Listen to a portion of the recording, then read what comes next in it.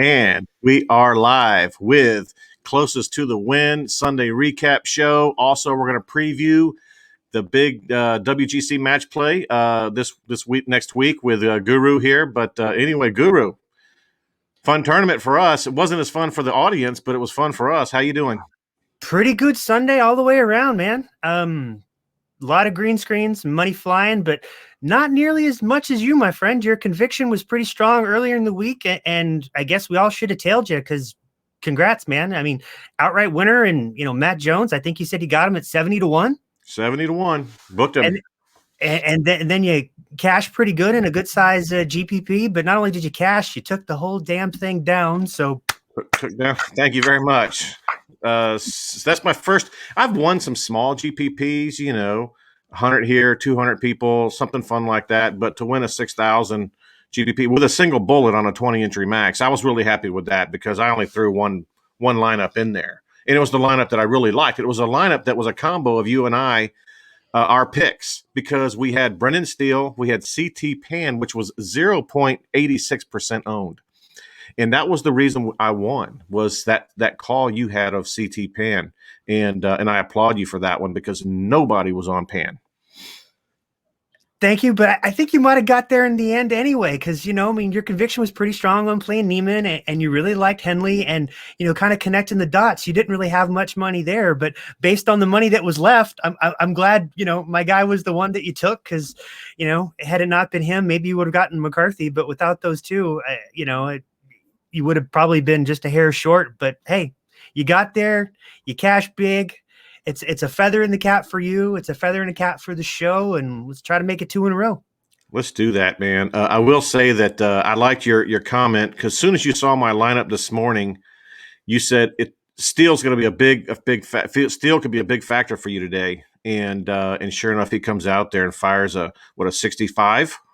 Yeah, I mean, if you undo the first round, I mean, he was 9 under. He was 9 under from 2, 3, and 4. So I wish he had a redo, but he looked pretty solid. He left a couple behind there too. So I mean, it could have been even better. I don't think it would have been 61ish like Jones had on Friday, but the 65 was pretty good. Just too much to overcome. Not enough time to do it. But hey, finishing third is pretty damn good considering where he started.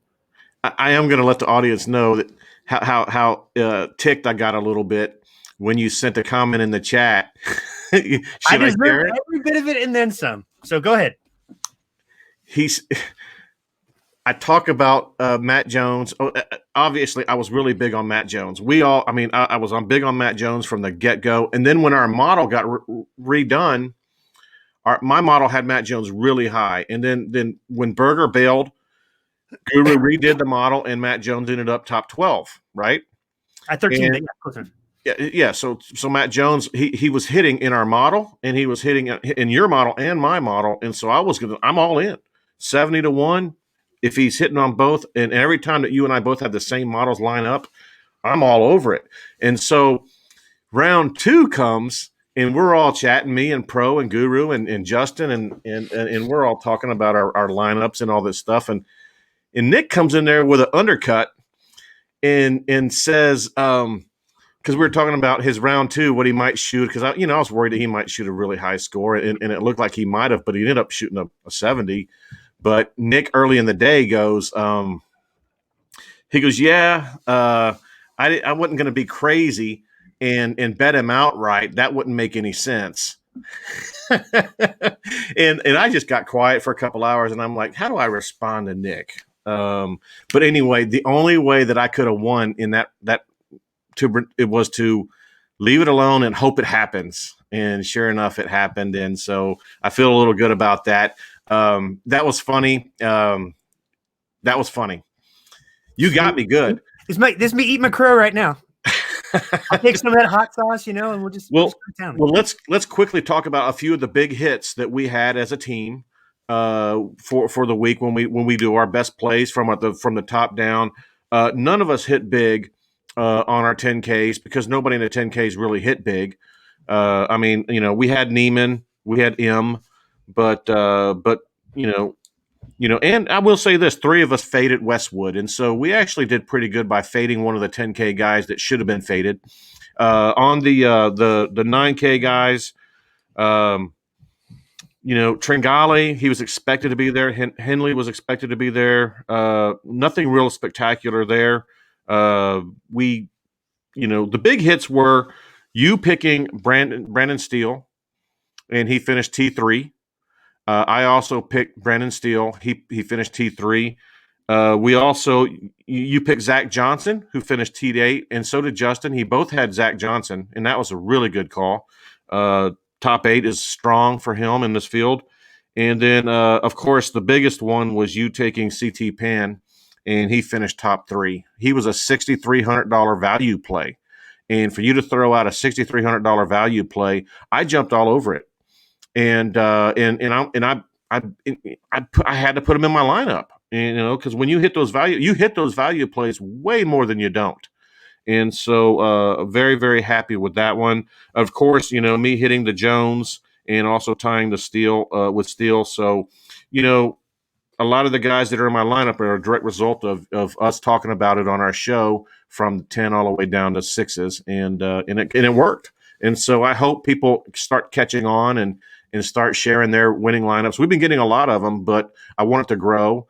And so if you guys are out there winning, whether it's an outright bet or if you're winning, a GPP or a cash lineup or anything, if we're doing anything to help you win, hey, put it on Twitter, share with us your lineup.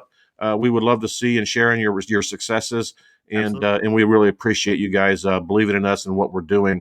I will say it to the day I die. Guru's model goes deeper, and there's more different analytics that he looks at than I think anybody else in the industry, and I've been staring at them all. And I'm really proud of what he's doing for the team and what we're putting together here at Closest to the Win. So that being said, blah, blah, blah, blah. Let's quit patting ourselves on the back. Let's talk about what we're going to do and how much money we're going to make next week with WGC Match Play. Before we even jump into it, Nick, what are you thinking about the course? And can you briefly, in a synopsis, just let us know the format and how can we what can we expect with this kind of format? I already saw a preview of how DraftKings is going to do it. It's going to be over 18 holes match play. But can you break that down a little bit? But first, jump into the course.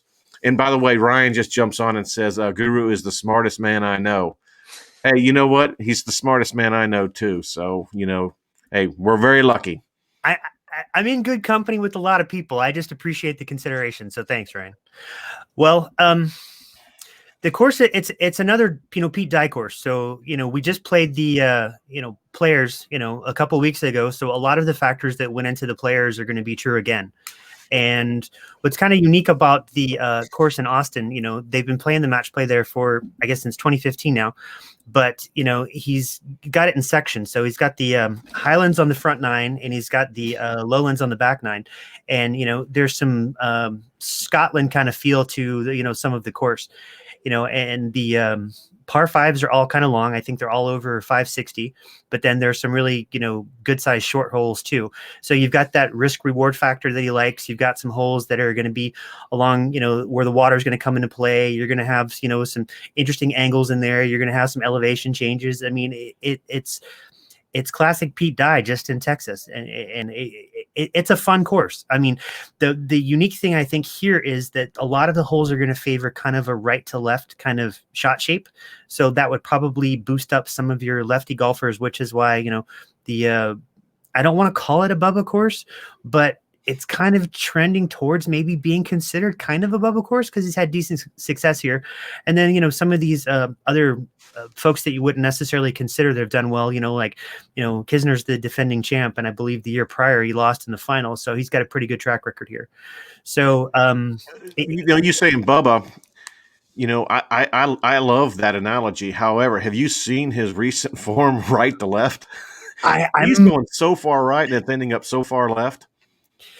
That's just kind of the course and the stats. I mean, for me, tomorrow at 11:01 or whenever they start to trickle out the bracket itself, that's when it all begins for me. So you've got your 16 little groups or pods or whatever you want to call them, and they're all headlined by the 16 top ranked golfers in the field, and that's going to be by the World Golf Rankings. And then, inside those groups, you're going to have 3 additional golfers. So there's 4 golfers in each pod to kind of give you the 64, and they're going to play, round robin. So it's really just a head to head, you and the other guy, balls to the wall, and you try to outscore them. And so the biggest thing I would say in this whole thing shaping up is, see who's in the mini group, but then try to plan out your bracket as a whole. See, whoever comes out of the I guess DJ is going to be number 1. I think he's still number 1. So whoever comes out of DJ's bracket is going to be at the top of the bracket, and he's going to play who's ever, number 16 in the bracket. And it's just like March Madness after that. So, the guys in your DraftKings lineup, you don't want to have, all guys in 1 and 16 because they're going to play each other early on. So, you want guys from the top quarter, your, 8th group and your 9th group and your 1 group and your 4s and your 5s, you want 1 or 2 of those, and you want a couple of guys at the bottom of the bracket. So, on the chance you hit it right, they're going to, by the time they meet, it's as far into the bracket as possible, because you're going to probably hear a lot more of this over the next 24 hours that, historically people just find guys that end up playing too early and they're dead. They're dead on Wednesday. They're dead, dead on Thursday. And most of the time you're just dead by Friday. So the people that are cashing on the weekends, they may not have the right guys, but they're cashing substantially more than you just because they played better guys. So I would say that's the first thing. So, find the 1 or 2 that you think on opposite ends that'll get there, and then find the vulnerable favorites. If Berger's in, for example, with whatever he's got going on, he's probably somebody that I would consider targeting against, depending on who's in his bracket. He may end up with a weak draw, and he may just whip through everybody anyway. The other people that I would have probably, been concerned about decided not to play. Gary Woodland would have been, one of them. I probably would have gone against Adam Scott too. And this is interesting too, because you have a lot of young guns in there too. So, do you take your, Scotty Schefflers of the world that, really haven't done anything like this, but, they're, have that collegiate match play experience, they're from Texas. So, they would be an interesting sleeper that shouldn't be in the top 16. So they might be a good 2nd tier golfer, but a lot of the bracket's going to determine the pricing. So there's going to end up being some value. So you just hope you find a reasonably stacked bracket, and that the 3rd guy in that particular bracket is maybe the 30th ranked golfer in the world, and he just runs the table in that first one and gets hot and gets going into Saturday. Yeah, so let me ask you this: as you're building out your model, obviously there's a whole lot of new things that you have to put into the model based on match play. Are you going to actually go back and look at match play results from previous tournaments, as well as now? Will you actually go back and look at Ryder Cup and some of these other specialty to see how they're doing head to head and things like that? If you find up some of the matchups are some of the what we feel are Ryder Cup head to heads, but I know it's a totally different type of vibe. But you still want to put that in there? That was kind of the plan, because I know some folks are going to just end up focusing straight on the match play here in Austin, but it's all match play. I won't have it because digging up some of these collegiate things is going to be tougher, and just for the lack of time. But certainly figuring out some President's Cup, figuring out some Ryder Cup and stuff like that is pretty easy to put in there. But a lot of it, it's good. The record's going to be heavily based off of the 5 years here for sure.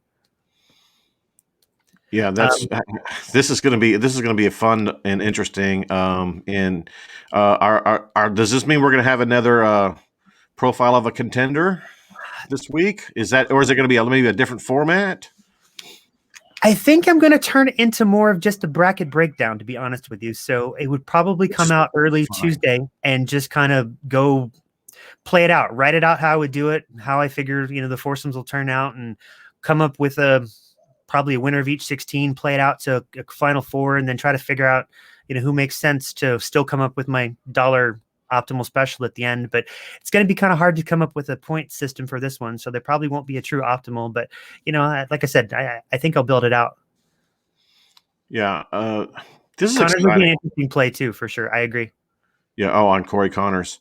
Do you have any other guys that I know you've already done a little bit of? I know you never stop working. Have you got any guys that you're actually kind of liking for this course besides Bubba and the historical value that Kistner brings?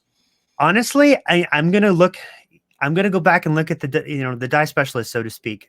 Come up with the running list, and I'll have that probably out early. I may even sneak out a top 10 tonight, depending on I look, at what comes up, but that'll probably carry more weight, you can't really have a course history because that's going to be more match play history here. So that would be a part.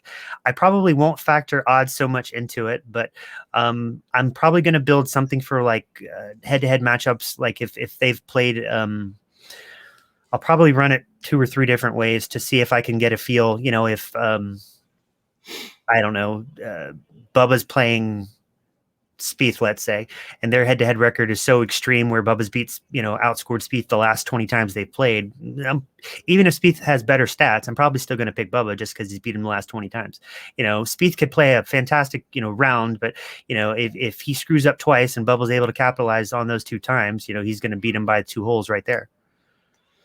Gotcha. So that'll play a part. And I'm still going to look at some of the stats too, because and the form, because I don't care how you look at it. I mean, I don't think you can just flip a switch and just be in some crappy form all of a sudden and just match play specialist to come in here and just, I think Kisner will do well because he just seems like the type to like the whole gambling aspect and just him versus, I think he will, but I would really be stunned if he got back to the Final Four, if you will, put it that way.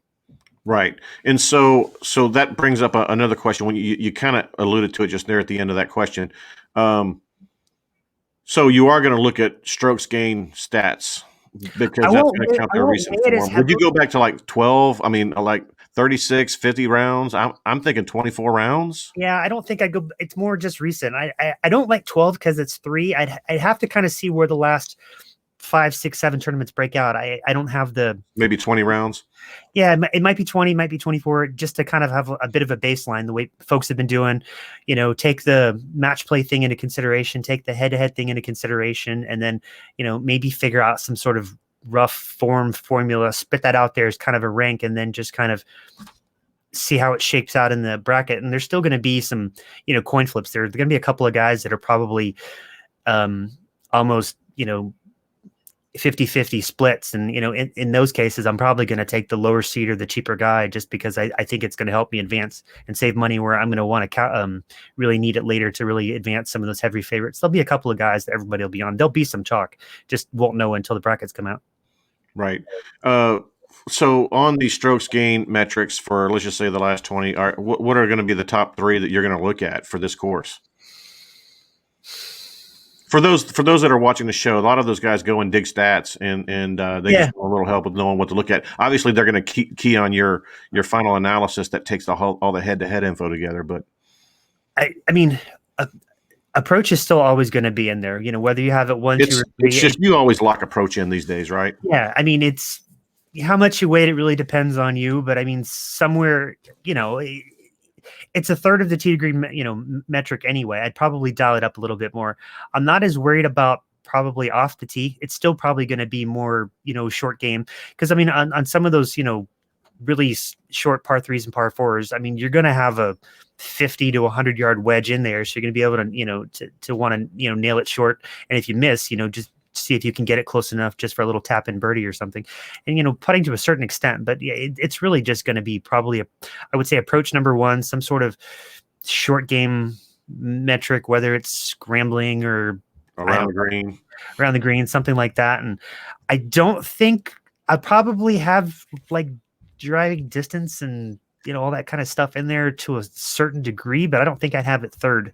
There'll probably be some wild card when I dig into the course a little bit more. You don't think putting would be there? I don't think it would be third. I just with the 3 big par. If you held a gun to my head right now, I'm going to say something par 4 related. Whether it's a particular strokes gained par 4 as a whole or a particular yardage. 400 to 450 or 450 to 500 or something like that. But those would probably be the 3 right off the top. But I have 2 different kind of models working, so I'm going to try to meld them between now and by the time we go live tomorrow. But like I said, the bracket will depend a lot, and so tomorrow will be an interesting day for sure, piecing it all together, because this will be my first model match play model. So we'll see how it goes. Yeah, so let's let the audience know that we are going to go on tomorrow and then our regular show on Tuesday, correct? Yeah, I figured tomorrow will be a pretty good breakdown of the pods, and all try to figure out who makes sense to advance and whatnot. And we'll give it a pretty good run. Maybe we come up with some finals tomorrow. If not, we just knock out our finals on Tuesday, and then we dive into Corrales on Tuesday, because that should be fun since we just did that 6 months ago. So it'll be a fun week. Lots of tourneys to enter and lots of money to be won, and here's hoping we can help you do it. That's awesome. That's awesome. Well, hey Nick, let's cut out of here. It's been about 20 minutes. We just wanted to give a quick recap and a preview. So to reiterate, guys, we will be live on the air tomorrow night at 9 Eastern, 8 Central, and then again on Tuesday night, 9 p.m. Eastern and 8 Central. And we are going to break it down completely. There's so many variables that go into place when you have a WG match play type of event. And Guru is going to be going into all the different matchups. He's going to be going all the different variables and analytics, and we think we're going to be able to try to come up with something pretty special for you guys. So stay tuned for that tomorrow. If you're watching this on YouTube, please give us a thumbs up, like, subscribe. It means so much to us. It helps us out, and we look forward to seeing you guys tomorrow night. Any final thoughts there, Nick? Nope, just get an early start, just because the match play starts Wednesday, so everything should get locked in, late Tuesday, and take a look at the weather too, because it does get windy in Texas, and I do think it's supposed to get windy early part of the week, so we'll try to cover that tomorrow too, but definitely check again, Tuesday night as well. Awesome. Well, hey guys, thanks so much. Check in with us tomorrow night at 9 o'clock, and until then, did you get all that? If not, make sure you head over to hammercast.com. Subscribe, and join the Hammer Nation. Until next time, keep grinding.